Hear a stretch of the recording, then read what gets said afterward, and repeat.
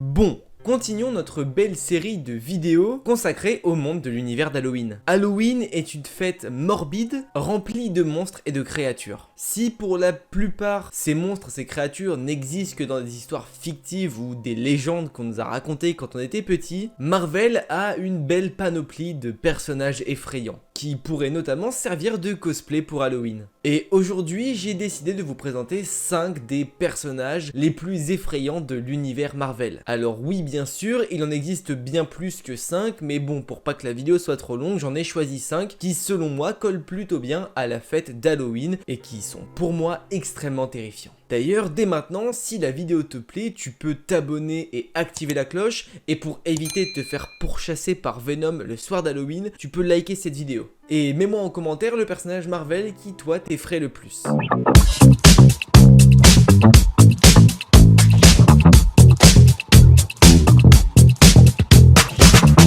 Commençons cette vidéo avec le premier de cette liste, Ghost Rider. Déjà, c'est certainement l'un des personnages qui colle le mieux au thème, de par son histoire sans physique ou même ses pouvoirs. Pour débuter, le gars a signé un pacte avec le diable. Juste ça, ça fout les jetons. Ce pacte fait qu'il est imprégné par l'énergie du diable. Le mec se balade principalement la nuit, ou en tout cas à l'origine avec un esprit de vengeance. Son but est d'exterminer toutes les personnes que lui juge impures. Donc si le gars te voit dans la rue et qu'il te pense impur, dans ce cas-là, ça ne sert à rien de courir, tu es déjà mort. Il pourra certainement te rattraper avec sa méga bécane enflammée. Pour couronner le tout, le gars peut te regarder avec un visage d'humain et tout à coup il décide de se transformer. Et là, son visage brûle et il ne reste plus que des os et du feu. Relativement flippant. D'ailleurs, l'homme au brasier endiablé a eu droit à son adaptation cinématographique. D'abord en 2007 pour la première fois sur grand écran avec les films de Nicolas Cage. Et ensuite on a pu aussi le voir dans une série Agent of Shield.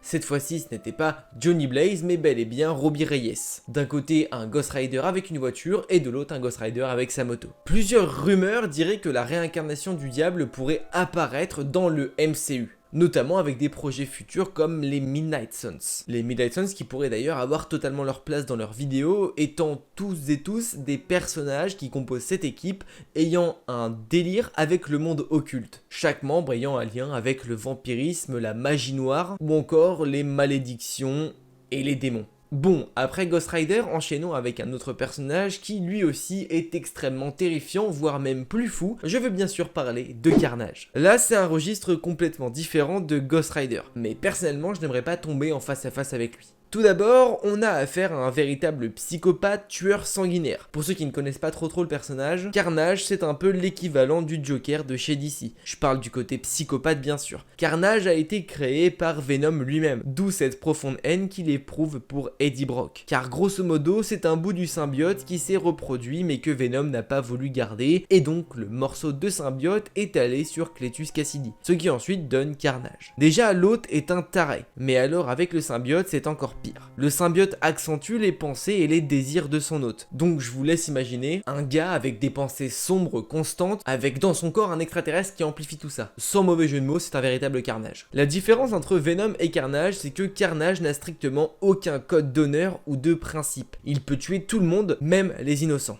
Imagine-toi tranquillement une journée du 30 octobre ayant pour but de trouver un costume pour le lendemain, sauf que là tu tombes nez à nez avec une énorme flaque rouge qui a qu'une envie, c'est de te décapiter la tête sans aucune raison valable. Sympa. D'ailleurs, on l'a vu dans le film Venom Let There Be Carnage, mais le symbiote arrive même à prendre le dessus sur son hôte et à vraiment tout détruire ou tuer. Puis côté physique aussi, le gars a des tentacules, peut créer des armes avec des méga haches qui peuvent trancher des gorges, des dents acérées et méga aiguisées. Pour dire Venom en a même peur. D'ailleurs, pour ceux qui ont vu le film, on y voit vraiment un Carnage relativement terrifiant avec des cris vraiment incroyables ou encore des scènes relativement sanguinaires, mais ne vous fiez pas au final du film, car à la base, Carnage est bien plus résistant que ça. Cette fois-ci, pour le prochain personnage, restons un petit peu dans le côté monstre de chez Spider-Man et passons à l'un des plus grands vampires de l'univers de Marvel Comics, j'ai nommé Morbius. Après les têtes de mort ou encore les extraterrestres, place donc au personnage aux caractéristiques certainement les plus connues d'Halloween, les vampires. Un personnage que certainement vous connaissez un peu moins que les deux précédents. Morbius est un anti-héros de l'univers de chez Marvel. À l'origine, le gars est un simple humain avec un prix Nobel de chimie. Seul hic, Michael Morbius est atteint d'une maladie du sang rare et incurable. Pour se guérir, il décide de mélanger les chauves-souris et les électrochocs. Très mauvaise idée, hein, vous vous en doutez, qui le transforme par la suite en vampire. Comme un vampire lambda, il ne supporte donc plus le soleil et est continuellement assoiffé de sang humain. Il est un peu dégoûté de lui-même, mais manger et boire le sang des autres est vital pour lui, alors il s'y fait. Puis en plus, le Lascar arrive à voir dans le noir telle une véritable chauve-souris. Imagine-toi dans une grotte solo en train de faire de la spéléologie, et là d'un coup tu vois un truc mi-humain, mi-chauve-souris qui descend de la grotte et te vide de ton sang. De quoi repousser les gens pour aller visiter les grottes de Lascaux. Ah oui, et on n'en a pas encore parlé, mais Morbius possède un physique très peu avantageux. Et encore plus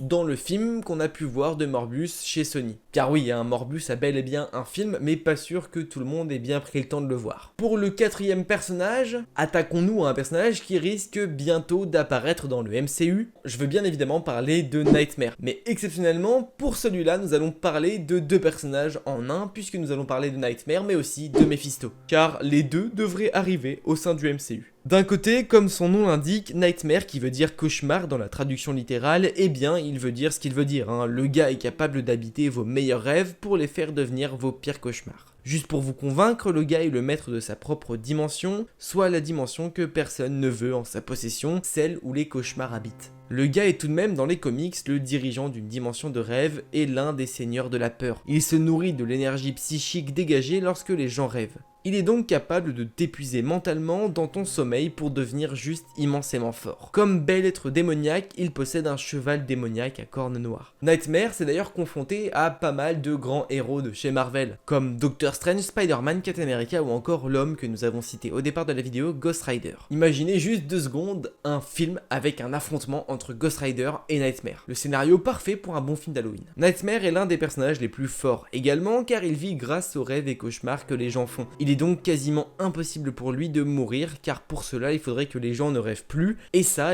c'est impossible. Imagine-toi le soir d'Halloween, tu t'endors bien tranquillement après t'être bien gavé de sucreries et là dans ton rêve rempli de licornes, tu vois un énorme bonhomme vert transformer ses licornes en énormes chauves-souris qui te mangent tes organes. Pas cool. Maintenant parlons de son homologue Mephisto. Lui, Mephisto est une entité démoniaque. Il est le roi du mensonge, un souverain d'une version de l'enfer. Le gars est le narcotrafiquant de chez Marvel, il trafique les âmes. Un business dans lequel je n'aimerais personnellement pas être mêlé. Il est dit que Mephisto est l'équivalent du diable chez Marvel. Il est lié à tout ce qui tourne autour de la magie et de la sorcellerie, ce qui aurait d'ailleurs fait de lui un superbe méchant dans WandaVision. La différence avec Ghost Rider, c'est que lui, Mephisto, se nourrit des âmes des gens bons et purs. Son but est de justement corrompre ces âmes. Petite anecdote d'ailleurs, mais dans les comics, Mephisto a tenté à maintes reprises de prendre l'âme de Thor et du surfeur d'argent, mais jamais sans réussite. Et voici maintenant le dernier petit personnage de cette vidéo, Red Skull. Lui déjà, son faciès fait extrêmement peur. Le gars est complètement rouge, ce qui peut en effrayer plus d'un. Plus sérieusement, le gars a tout pour effrayer. Il est l'homologue d'Hitler pour Marvel, le boss d'une des plus grandes organisations du monde, puis le gars devient par la suite la mort en personne. Il est radié de la Terre par un bloc Minecraft bleu pour être exilé sur une planète complètement morbide où le but est de tuer quelqu'un pour obtenir un caillou. Et le gars, c'est le gardien de ça. En plus de ça, le gars connaît tout sur tout pour tout le monde.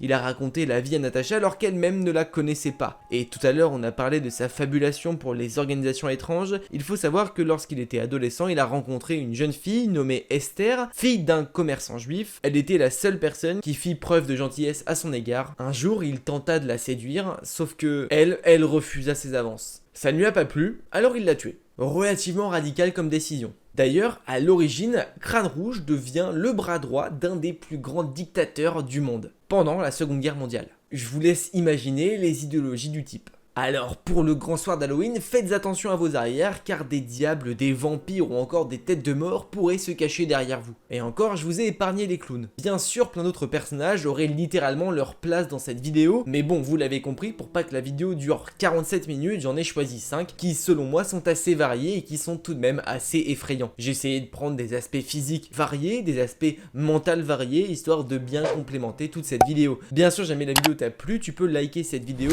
et aussi t'abonner t'abonner à la chaîne YouTube si ce n'est pas encore déjà fait. Demain sortira la dernière vidéo Halloween de cette superbe semaine, alors oublie pas d'activer la cloche pour ne pas la louper, car c'est certainement la plus grosse vidéo de la semaine qui sortira, et j'en suis assez content. Alors surtout, ne la loupe pas. Bien sûr, avant tout, n'oubliez pas, mais de grands pouvoirs impliquent de grandes responsabilités. Je vous fais des bisous. Ciao.